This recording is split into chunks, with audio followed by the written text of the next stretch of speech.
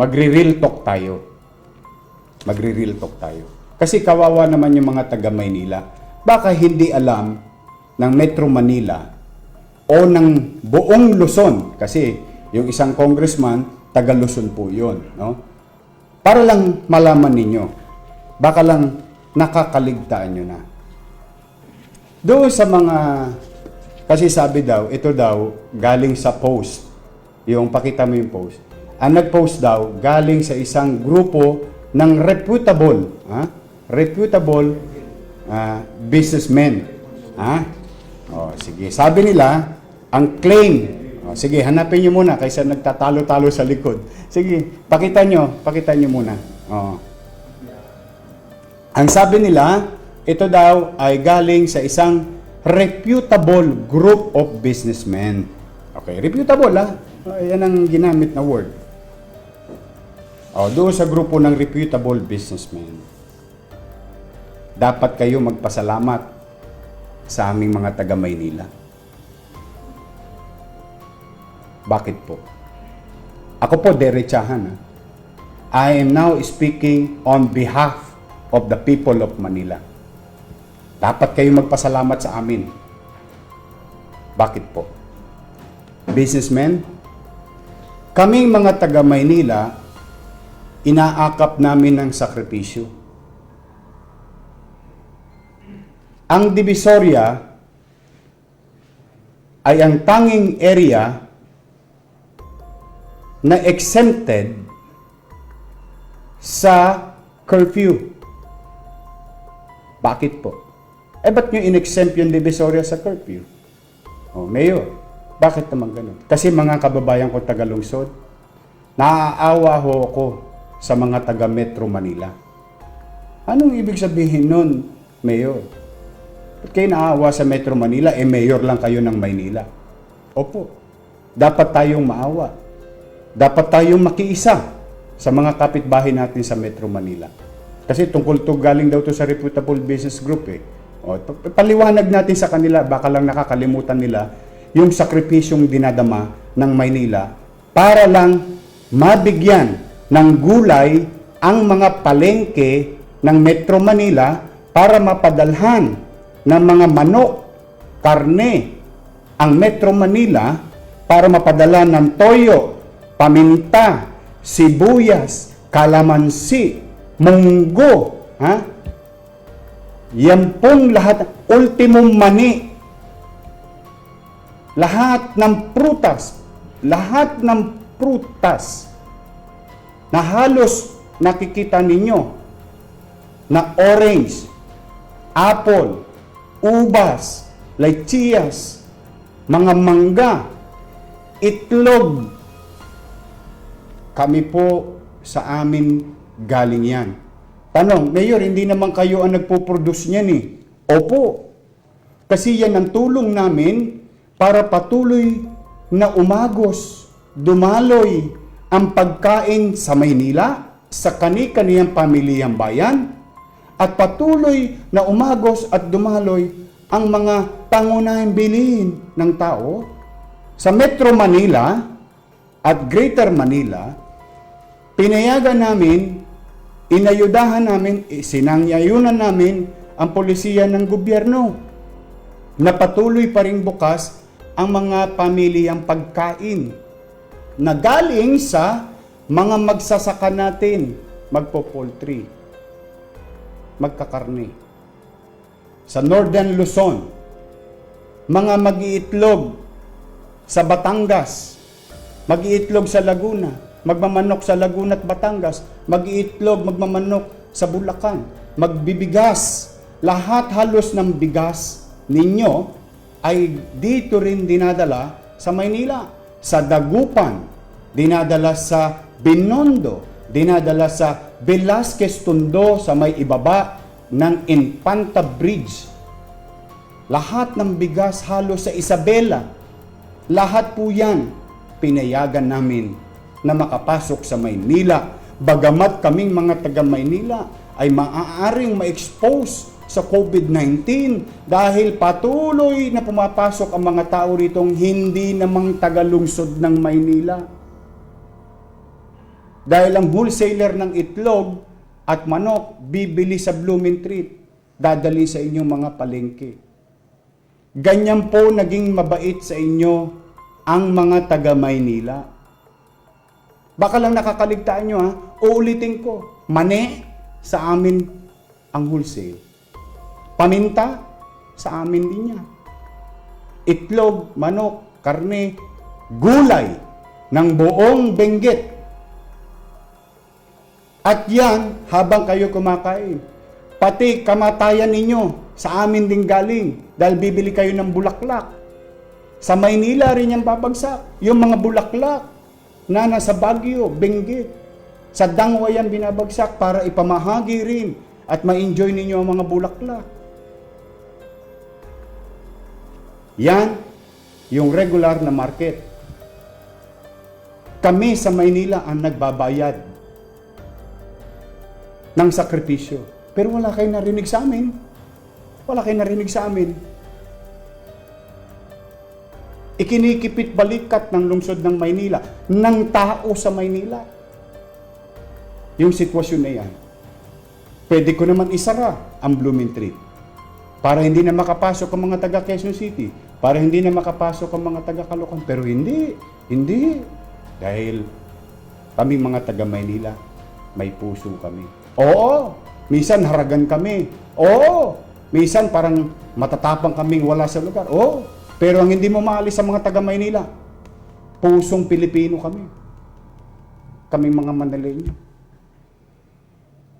Inaatang namin ang bigat ng Metro Manila patungkol sa pagkain. O yan, usapang pamilihang bayan. Tama? Usapang palengke. Okay.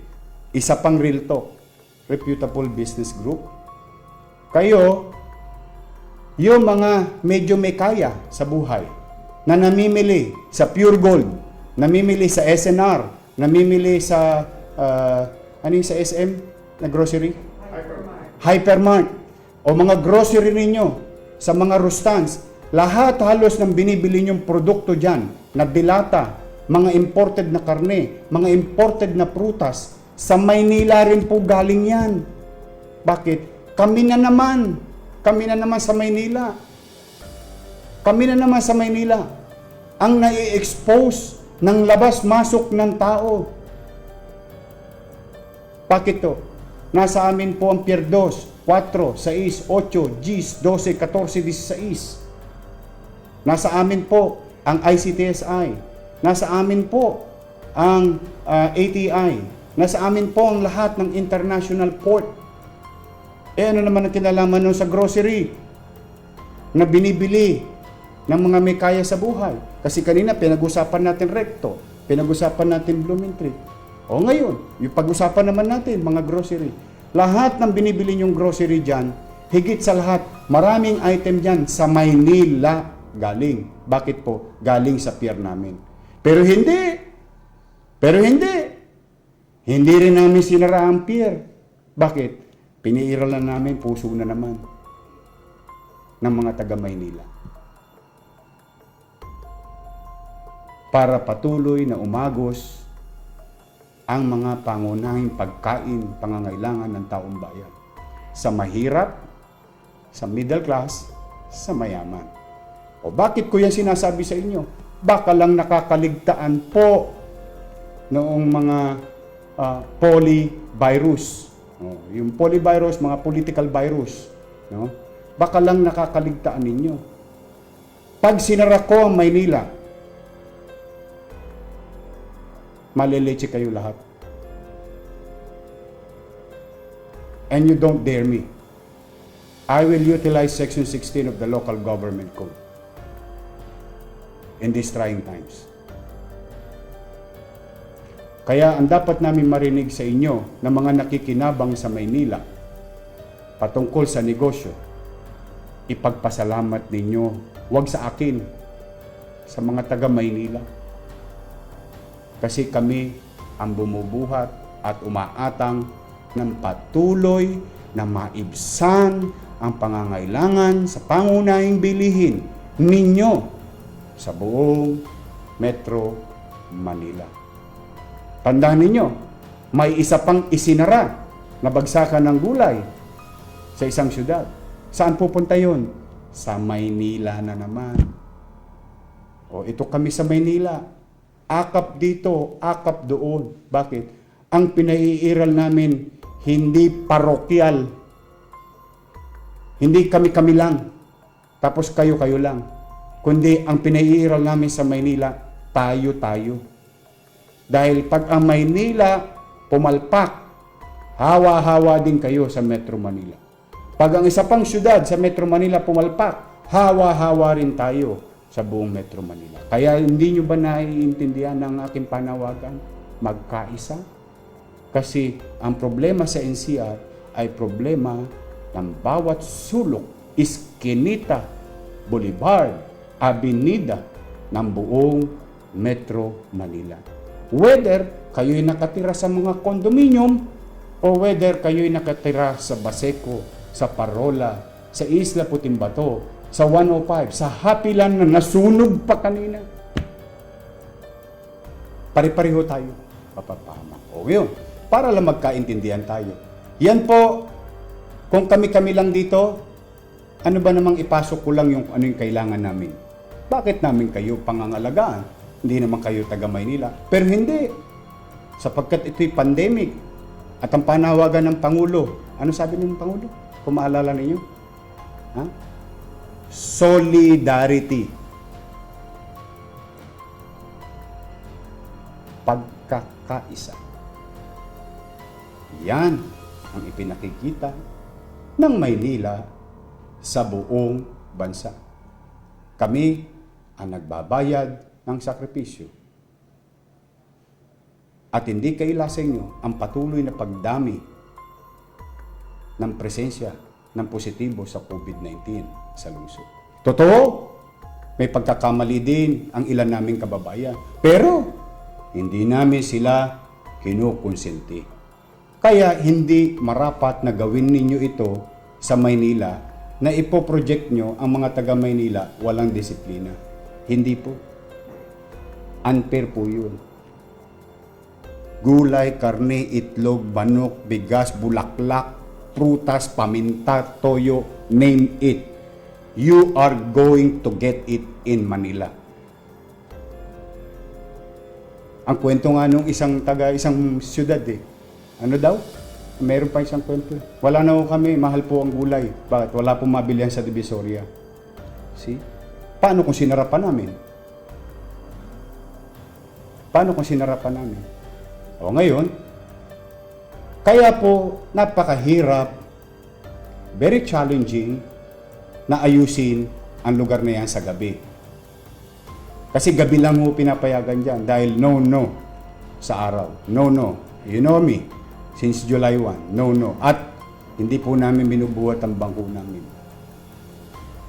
For 60, 30, 50 years, name it, how many decades. First time yan nalinis. Kaya ang paghihikayat ko sa mga taga Binondo, ang paghihikayat ko sa mga taga Tondo, magsalita kayo, sabihin ninyo ang tunay na sitwasyon. Ganyan po ang itsura. Para lang makatulong kami sa ating mga kapitbahay sa Metro Manila. Yan ho, pagmamalasakit sa inyo. Pag sinara namin ng pier, isarado ko lang Rojas Boulevard at Arten, isarado ko Espanya, Top Avenue, Corner Vito Cruz, Arpapa, Corner Avenida, Bonifacio, maleleche na po ang Metro Manila. Maniwala po kayo. Nasa amin ang puso. Pag nawala yung puso, baliwala ang katawan. Yan ang pagmamahal namin sa inyo. Kaya, hindi marapat na isukli nyo sa mga taga Maynila ang magpakita ng fake news. O kaya polyvirus. O ipakita mo yung tsura kagabi. Yung aktual na bagong polisiya. Ito po kagabi. Ayan po yung mga vendor ng gulay, manok, isda na galing sa Nabotas. Karne, Hanggang doon sa dulo niya, sa kanto ng Asunsyon, ang makikita niyo diyang kalamansi at saka sibuyas. Pati singkamas, mga produkto ng mga magsasaka sa Northern Luzon, sa Southern Luzon, hanggang Bicol. Yung sili ninyo, dito bumabagsak sa Maynila. Hanggang sa kaduluduluhan ng Benguet dito. Ipagtanong po ninyo sa gobernador ng Benguet, ipagtanong ninyo sa mga mayor ng Ifugao, mga mayor ng Benguet, ipagtanong nyo sa kanila kung gaano namin sila tinutulungan. Kayo na po ang magtanong, wag na po kami para hindi kami magbuhat ng bangko. Para patuloy na mabuhay ang mga magsasaka. Yan po ang ginagawa ng Maynila. Ayan po. Maraming tao, ano? Naku, Diyos ko, ipagtanong nyo sa mga taga-Tondo, sa mga Binondo. Mas masama pa ho dyan on a regular day. Kasi ho, talagang nandito ang bulto. Ngayon, pababayaan ba namin na patuloy nilang i-violate yung social distancing? Ay, naku, hindi po. Katakot-takot na ng polisiya, katakot-takot na ng pagpapatupad. Pero, bottom line, nasa tao. At ang masakit nito, marami pa dyan, hindi taga Maynila ang hindi sumusunod. Yan ang real talk. Pag tinigil namin yan, magugutom kayo. Yan, we guarantee you. Walang lalabas na 4,000 trucks. 4,000 container trucks na lalabas sa Roas Boulevard at Artel pag sinara namin ang Maynila. At ang laman nun, delata, karneng imported, bigas na inimport, ba't hindi ko maintindihan? Mga sibuyas ding inimport. Mga pagkain. Pag sinara namin yan, wala kayong visa ang pera ninyo. Pero hindi namin gagawin yan. Pumanatag kayo, mga taga Metro Manila. Pumanatag kayo, kami mga taga Maynila. Pipilitin namin pasanin ng daigdig para sa inyo. A simple thank you for every Manileño will do. Kasi kami ang nagsasakripisyo. Isang pamamaraan ng pagsunod ng mga taga Maynila sa polisiya at panawagan ng Pangulo ng Bansa. Solidarity ang panawagan ng Pangulo. Solidarity. Pagkakaisa. Yan, mga kababayan. Real talk lang tayo. Baka lang nakaligtaan lang ng mga may polyvirus or what we call political virus. No? Kasi po nakaligtas sila sa ngayon sa coronavirus. Kaya nagkaroon naman sila ng ibang virus. Political virus.